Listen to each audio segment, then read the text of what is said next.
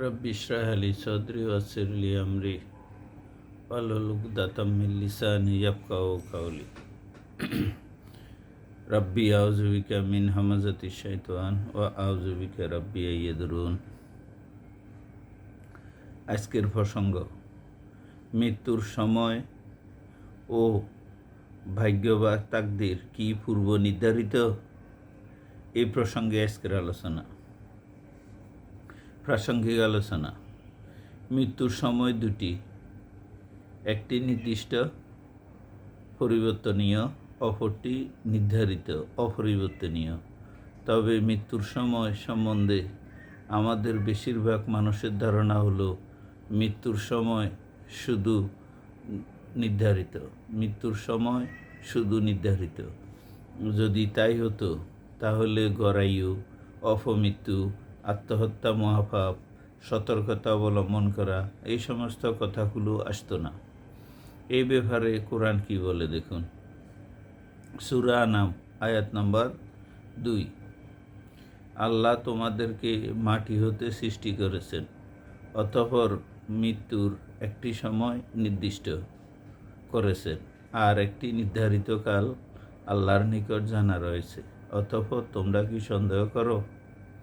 আরও দেখুন সূরা নূহ আয়াত নম্বর 4। এই আয়াতটি পর্যালোচনা করলে দেখা যায় মৃত্যুর সময় দুটি, একটি নির্দিষ্ট হায়াত বা পরিবর্তনশীল, অপরটি নির্ধারিত হায়াত যা অপরিবর্তনীয়। কোরআন সুন্নাহ পর্যালোচনা করলে দেখা যায় আল্লাহ প্রতিটি জীবকে সৃষ্টির সময় একটি নির্ধারিত সময় বা হায়াত দিয়ে পাঠিয়েছেন। ধরুন একজন লোকের হায়াত নির্ধারিত 100 বছর দিয়ে আল্লাহ বাংলাদেশে পাঠিয়েছেন। একই সময় আরেকজনকে 100 বছর হায়াত দিয়ে আমেরিকা পাঠিয়েছে। আবহাওয়া ও পরিবেশের কারণে আমেরিকার লোকের গড়ায়ু কমপক্ষে 10 বছর বেশি থাকবে। বাংলাদেশের লোক ফরমালিন খেয়ে তার 10 বছর আগে মারা যাবে। তবে নির্ধারিত 100 বছর কেউ অতিক্রম করতে পারবে না। 1 সেকেন্ড আগেও নয়, 1 সেকেন্ড পরেও নয়। আল্লাহ সূরা নিসার 29 নম্বর আয়াতে বলেছেন, তোমরা আত্মহত্যা করো না। সূরা বাকারা আয়াত নম্বর 179 নং আয়াতে আল্লাহ বলেছেন, কিসাসের অর্থাৎ হত্যার মধ্যে তোমাদের জীবন নিহিত আছে। এতে বোঝা যায় নির্ধারিত হায়াতের আগেও মানুষ মারা যাবে। চিকিৎসার ভুল কারণে অপমৃত্যু হতে পারে। অসাবধানতার কারণে নির্ধারিত হায়াত পর্যন্ত কম সংখ্যক লোক যেতে পারে। এই আলোচনা হইতে এটাই বোঝা গেল যে হায়াত নির্ধারিত নয়। এখন আমরা আলোচনা করব ভাগ্য বা তাকদীর কি পূর্ব নির্ধারিত নাকি পরিবর্তনশীল? প্রাসঙ্গিক আলোচনা। আমাদের অনেকের ধারণা তাকদীর বা ভাগ্য পূর্ব নির্ধারিত। আমাদের দেশে একটি মিথ্যা প্রবাদ চালু আছে, কপালের লিখন যায় না খণ্ডন। এই ধারণা ভুল। এই ভুল ধারণাটির জন্য মুসলিমেরা কোনো কাজে ব্যর্থ হলে ভাগ্যের উপর দোষ চাপিয়ে বসে থাকে। জ্ঞান বিজ্ঞানের একসময় শ্রেষ্ঠ মুসলিম জাতি সকল গবেষণা বন্ধ করে দিয়ে বিশ্বের অন্যান্য জাতির চেয়ে অনেক পিছনে আছে।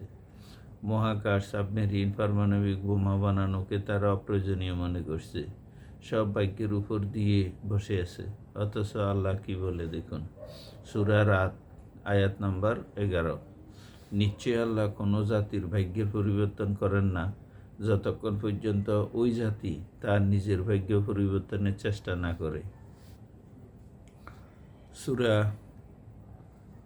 সূরা শুরা আয়াত নম্বর 30। তোমাদের উপর যে বিপদ আপদ আসে তা তোমাদের হাতের কামাই। আরও দেখুন সূরা রুম আয়াত নম্বর 41, নিসা 79, ইউনূস 44, আনাম 164। বিশেষ দ্রষ্টব্য, আল্লাহর নিকট কাল একটা, সেটা হলো বর্তমান কাল। আল্লাহ আলেমুল গায়েব। তিনি আদি থেকে অন্ত পর্যন্ত সব কিছু দ্রষ্টা। একজন লোক পৃথিবীতে এসে কি করবে, মৃত্যু পরবর্তী তার কি হবে, সব কিছু তিনি জানেন, বিদায় ভাগ্যলিপি বা তাকদির ওইভাবে লিখেন। অর্থাৎ মানুষের কর্মের উপর তাকদির লেখা হয়। একটি হাদিসে এসেছে, ভালো মন্দ দুটিই লেখা থাকে, মানুষ যেটি করে সেটি ভোগ করে। আল্লাহ আমাদেরকে বুঝার তৌফিক দান করুন, আমিন।